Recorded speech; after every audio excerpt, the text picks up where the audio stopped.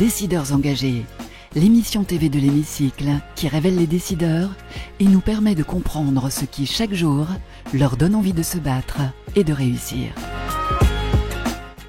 Bienvenue dans On se dit tout, l'émission des décideurs engagés sur l'Hémicycle TV. Et aujourd'hui, je reçois Youssef Achour. Bonjour Youssef Achour. Bonjour. Vous êtes président du groupe UP, président de UpCoop également.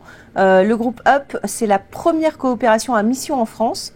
Vous allez nous expliquer évidemment ce que c'est, coopérative détenue par ses salariés. Mais auparavant, on a envie de vous connaître un petit peu plus puisque nous sommes sur décideurs engagés. Et le but du jeu, c'est de vous connaître un petit peu plus, qui vous êtes, qu'est-ce qui vous porte dans la vie. Vous avez été engagé très tôt dans votre carrière. D'où vous vient cet engagement dans le social? Bonjour d'abord, et merci de m'accueillir. Alors, c'est vrai, à titre personnel, d'abord, l'engagement est très lié à mon histoire personnelle, bien évidemment. Moi, je suis né à Noisy-le-Sec, en Seine-Saint-Denis. J'ai vécu à Bondy.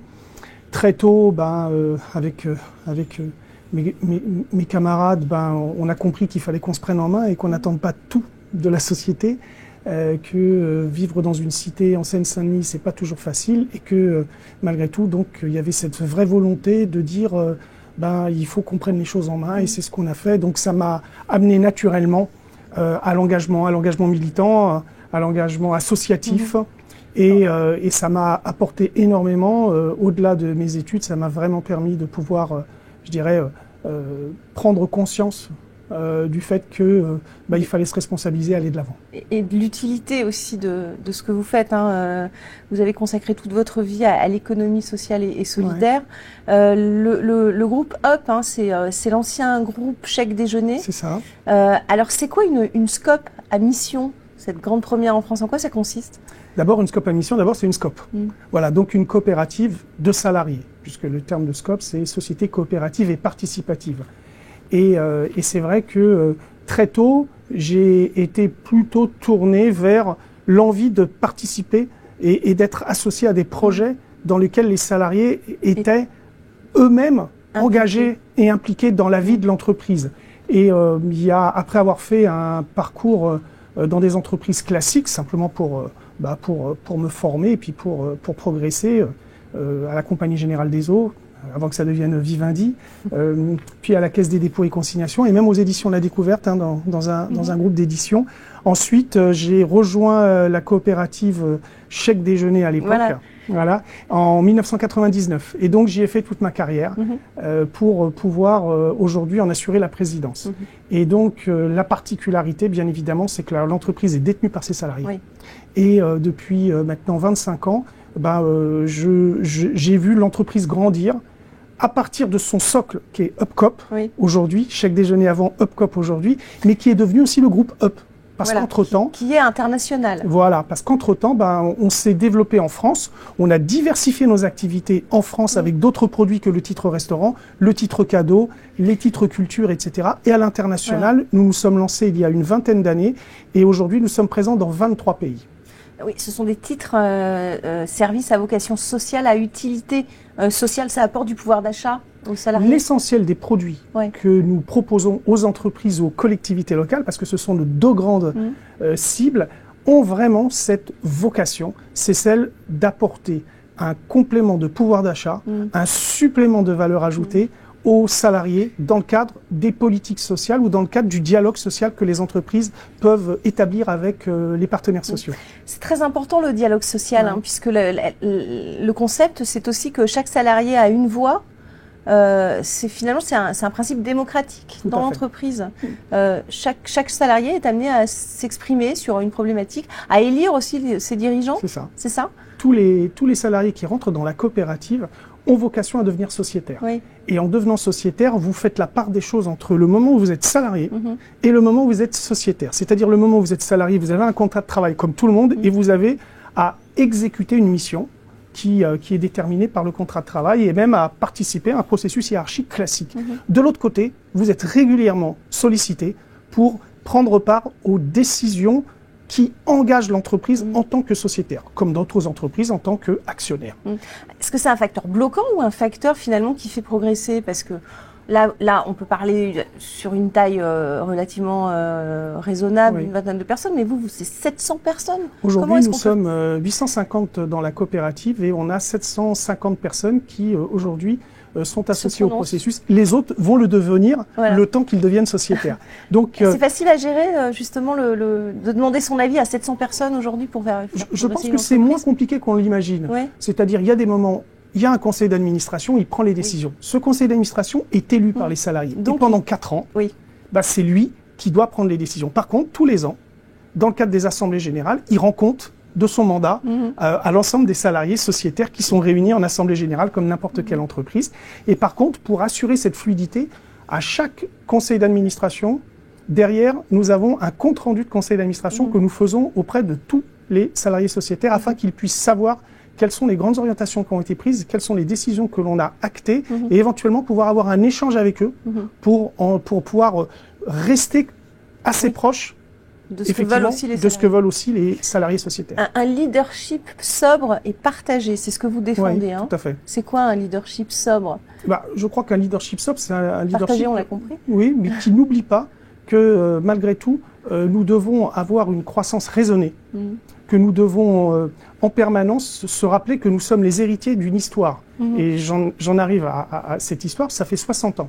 Cette année, on fête nos 60 ans. Donc ça fait 60 ans que la coopérative existe et que pendant ces 60 ans, nous avons toujours essayé de faire en sorte que nous gardions les pieds sur terre. Et donc quand je parle de sobriété, je parle surtout de croissance raisonnée, car nous sommes les héritiers d'une histoire et nous devons transmettre le relais à ceux qui seront les futurs sociétaires et même les futurs dirigeants de cette coopérative.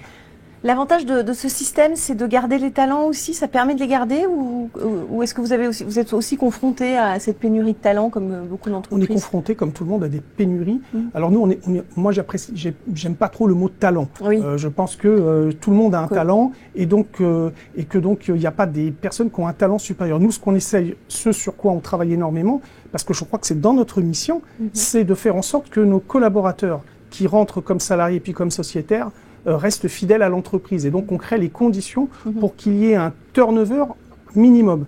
Et la contrepartie, c'est leur garantir une employabilité permanente et faire en sorte que, quelles que soient les évolutions, par des accompagnements, par de la formation permanente, nos salariés continuent à évoluer et qu'ils constituent les talents que nous n'avons pas forcément à les recruter à l'extérieur. Oui, et à les faire progresser, à les faire monter dans l'entreprise.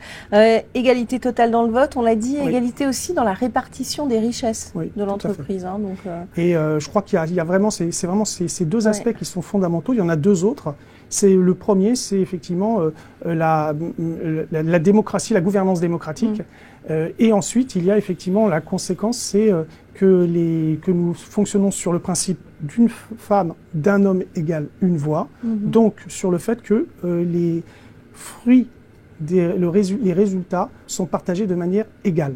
Que vous soyez le président ou que vous soyez une secrétaire, à la fin de l'année, les résultats sont partagés de manière égale dans l'entreprise. Le fait d'être une SCOP à mission, est-ce que c'est aussi un argument auprès de vos clients? Alors, c'est pour ça que d'abord nous étions une SCOP. Et ensuite, nous avons considéré que le fait d'être une SCOP, c'est surtout le fait de dire les collaborateurs s'associent entre eux, travaillent ensemble pour un projet qui leur est propre. Par contre, la contribution à la société, l'engagement vis-à-vis de la société, c'est pas forcément inclus dans l'ADN d'une coopérative de salariés.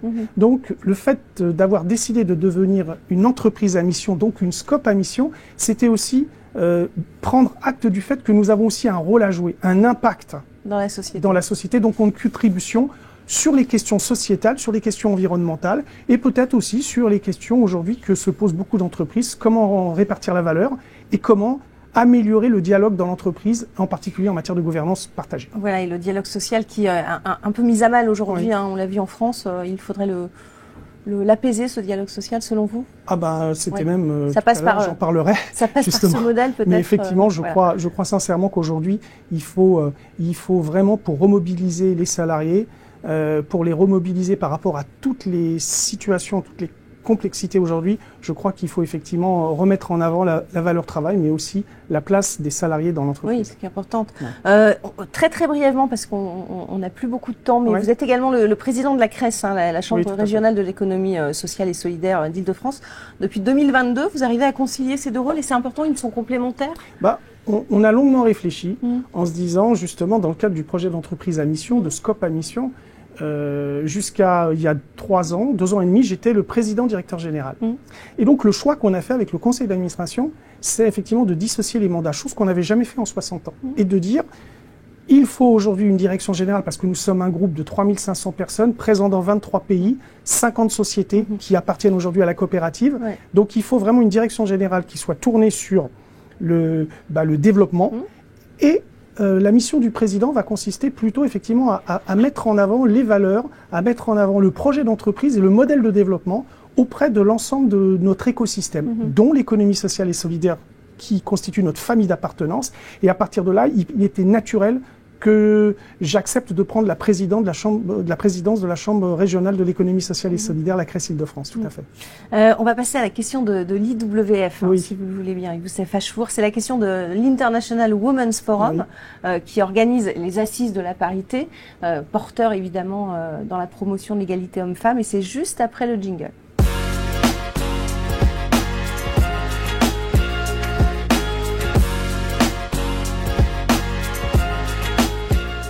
La question de l'IWF pour vous, Youssef Achour. Quels sont les principaux défis que vous avez finalement en matière de parité? Quelles actions, selon vous, devraient être mises en place pour les relever?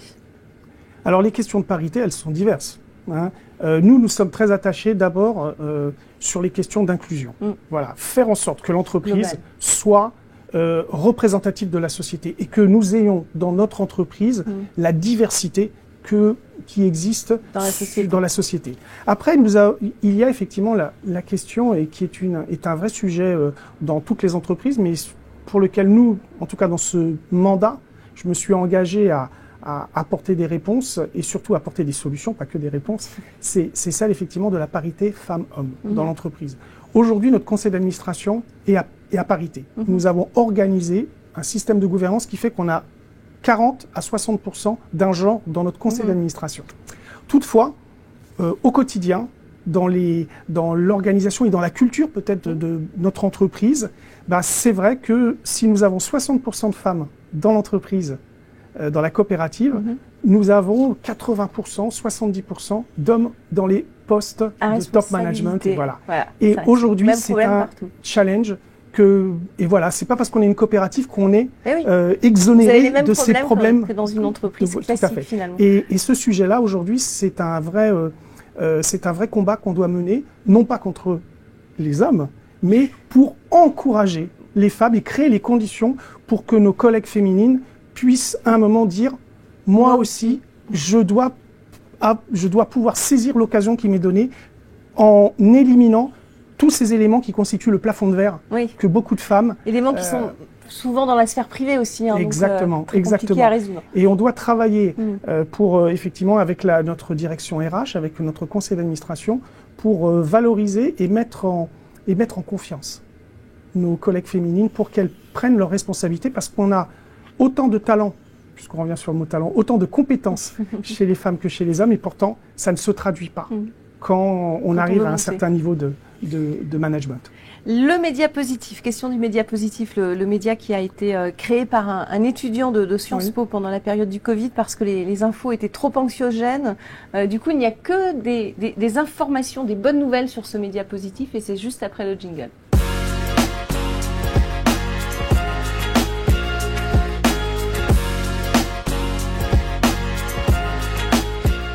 La question du média positif, Youssef Achour, quelles sont les valeurs qui représentent selon vous le plus votre entreprise et comment se traduisent-elles concrètement ces valeurs? On l'a évoqué, le fait d'être une coopérative de salariés, une SCOP, met en avant, je crois, 4 valeurs principales, 4 valeurs cardinales. La première, c'est la gouvernance démocratique. Tout notre système est basé sur le fait qu'à un moment ou à un autre, ce sont les salariés qui participent au processus de décision. La deuxième, elle est liée, on l'a évoqué, c'est une totale égalité dans le partage de la valeur. C'est fondamental. Ces 2 éléments-là sont inscrits dans nos statuts et font effectivement, c'est la Bible de notre coopérative.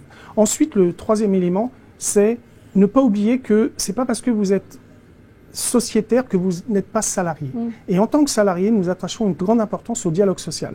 Donc nos représentants, notre système de dialogue social avec les partenaires sociaux est fondamental. Voilà. Et il fonctionne. Et il fonctionne très bien, puisque aujourd'hui, lors des dernières élections professionnelles dans notre entreprise, nous avons eu 83% du collège cadre qui a voté et 69% du collège employé. Donc ce sont des taux que je pense beaucoup pourraient nous envier, et avec donc une vraie légitimité au dialogue social du fait de ces résultats. Et puis le dernier élément, c'est lié à notre engagement d'entreprise à mission.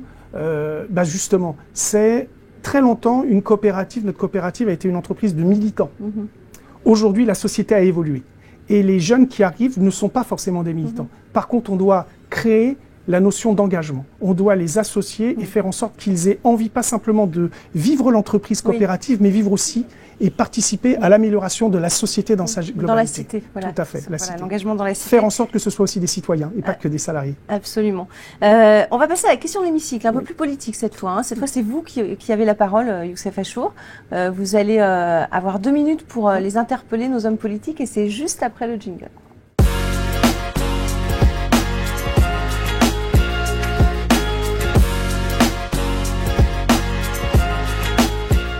La question de l'hémicycle, Youssef Achour, j'imagine que vous avez beaucoup de choses à leur dire à nos hommes politiques. D'ailleurs, vous avez peut-être des bonnes idées à leur soumettre. Vous avez 2 minutes face caméra, droit dans les yeux, c'est devant vous.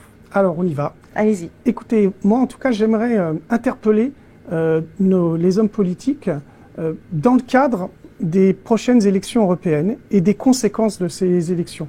Je crois que aujourd'hui, et ça a fait l'objet d'une tribune dans le Nouvel Obs, j'en profite.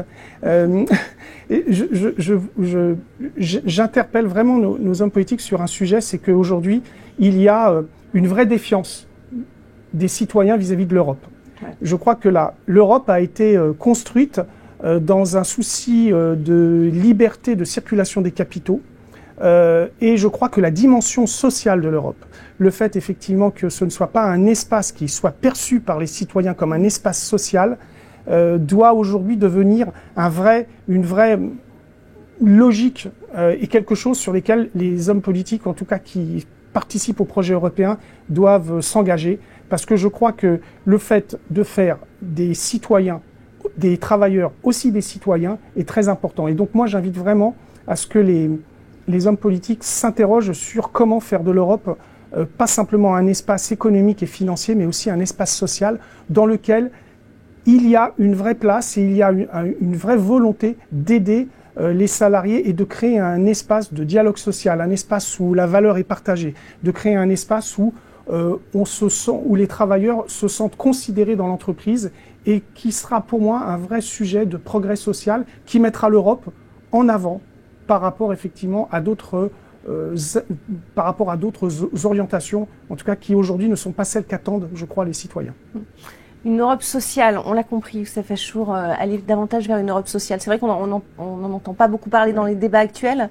Europe un peu opaque aussi parfois pour ces citoyens, aussi, c'est l'une des problématiques. Merci en tout cas. Ça participe à faire en sorte de créer cet écart entre la politique et la société. Ben oui, ça paraît très loin et puis même le mode de gouvernance paraît très, très éloigné. Merci Youssef Achour d'avoir participé à On se dit tout sur ce plateau de l'émission TV. Merci à vous pour votre fidélité à notre émission Décideurs engagés. On se retrouve très très bientôt pour un prochain numéro. Décideurs engagés, l'émission TV de l'hémicycle qui révèle les décideurs et nous permet de comprendre ce qui chaque jour leur donne envie de se battre et de réussir.